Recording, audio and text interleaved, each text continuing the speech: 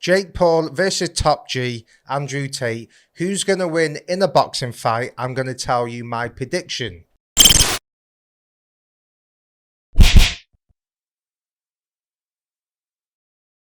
Welcome to Fight Club 24/7. My name's Johnny Rashman. Right, let's get straight into it. Jake Paul versus Top G, Andrew Tate. It's a fight that's being mentioned. First of all, I've got to say, I'm all in. Right, I'm fucking all in for this fight, right? I'm not going to lie. I'm not going to sugarcoat things. Yes, I have a problem when Jake Paul tries to compare himself to pro boxers and when he's calling out Tommy Fury. That's when I have an issue with it, right? Because he is not to a level of a competent pro boxer. He's not, right? But when you're talking about other YouTubers and well-known personalities, I don't mind it, right? And Andrew Tate is a polarizing figure. Right, I watch his content. I'm not going to lie. I don't agree with everything he says. Right, but when he talks, he's got substance to him. Right, I do watch some of his content when I've got time. Going on to this fight, right, I always say you've got to take away the following. Right, it's not about how many followers someone has and how popular someone is and how well they speak or articulate their words. Right, you've got to look at what they done in boxing and how do they fight as a boxer, right? Now, I know Top G, well, that's Andrew Tate's nickname. If you don't know, I refer to him as Top G as everyone else, right? But Top G does have a fighting background. There's a kickboxing background. He's got certain fundamentals, right? He throws his jab very well. He's very rangy, right? And he's got decent hand speed and he's got decent hands, right? But if you're asking me, is he going to beat Jake Paul in a boxing match? My answer is no. I think Jake Paul will knock him out. You've got to ask yourself this. Would Tate beat Tyron Woodley? Would he beat Anderson Silva in a boxing match? I don't know. I don't think he does. And you have to look at Jake Paul, and he is solely focused on boxing, right? If you have the resources he has, the finances, the time, right, you are going to improve as a boxer.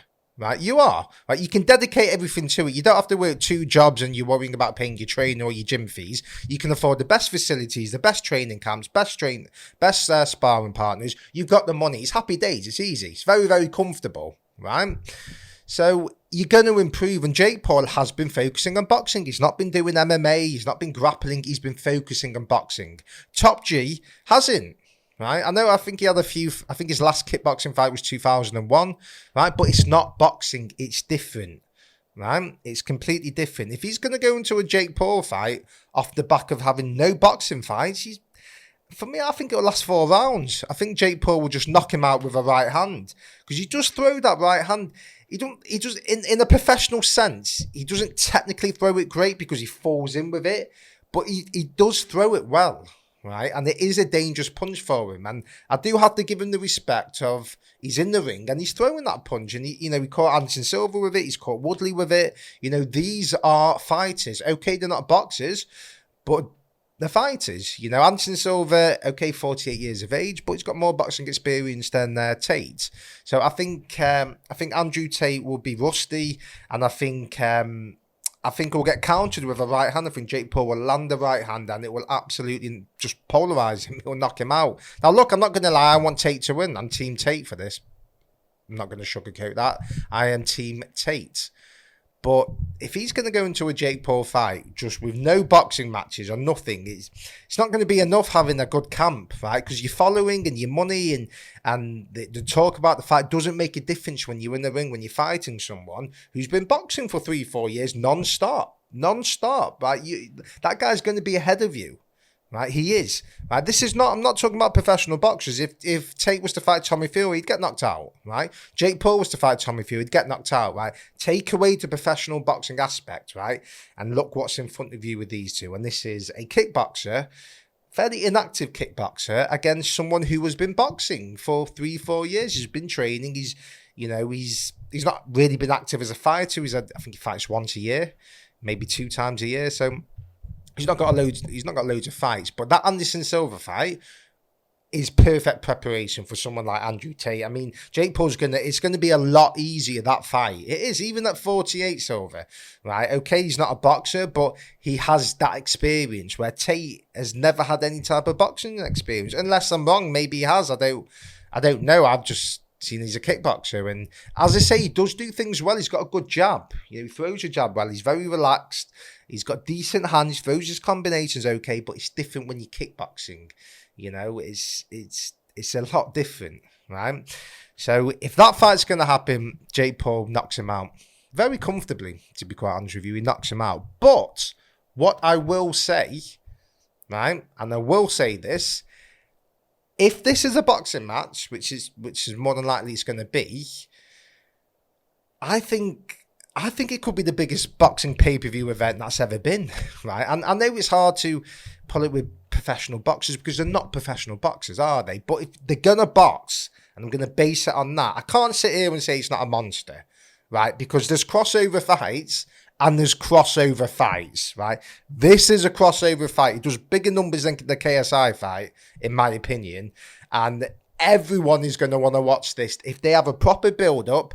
I don't know how it can happen with Top G being banned from social media. I think that will maybe a stumbling block with the fight happening. I don't know how they can fight if he's banned on social media. They're going to want to promote it. So I think that might be a problem. Maybe that would be the reason why the fight doesn't happen. But if it does, and you're asking me about pay-per-view numbers, it could get to 10 million. It's an absolute monster. An absolute monster. I can't sit here and say it. People accuse me of hating Jake Paul and YouTubers and all that. I don't. I always say I don't have no hate. I don't watch half of him. I don't care. The only thing I have an issue with is when they disrespect fighters in the sport of boxing, right? And they try and compare themselves to world champions and they call out professional fighters and it's all that to get clout. That's where I'll stand up and say, I'm not fucking putting up with that. Right? You're talking shit. Because people will look at it, their followers, and they'll think, well, he's right, that's true. And it's not. Right, so that's when I have a problem. But when it's YouTuber against YouTuber or whatever you want to call Jake Paul, but this fight is a monster. It's an absolute. I'm telling you, God knows what numbers it will do. The following that they've got, you just got to look at that and the averages. It's a massive, massive fight. It's going to blow everything out of the water. Absolutely everything. In regards to pay-per-views, Pacquiao and Floyd, I think he did over 4 million. As I said, this could get to 10 million. I'm not even joking. Like, it literally could. Right? So it's a massive fight. Right? I'm not gonna lie. I do want to see it. Right? I don't watch much. I don't watch anything of Jake Paul apart from when he boxes. Tate, I'll watch some of his content. Right? As I say, he's a polarizing bloke. Right? But this is a serious fight. Let me know your thoughts. Who wins this fight? Jake Paul or Top G? Like, comment, subscribe, let me know.